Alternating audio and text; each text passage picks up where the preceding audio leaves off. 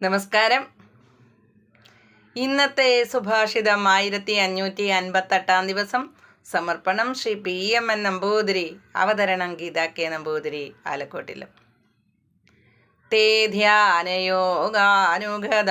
അപശ്യൻ ദേവാത്മശക്തിം സ്വഗുണൈർനിഗൂഢാം യക്കാരണാനി നിഖിലാനി താനി കാലാത്മയുക്താന്യതിഷ്ഠതേക.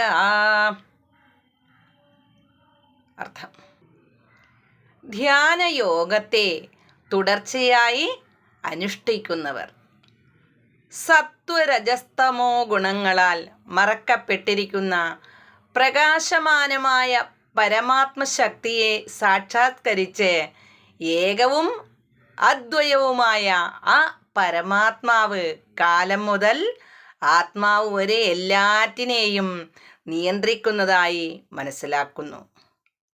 ഹരി ഓം. നന്ദി. നമസ്കാരം.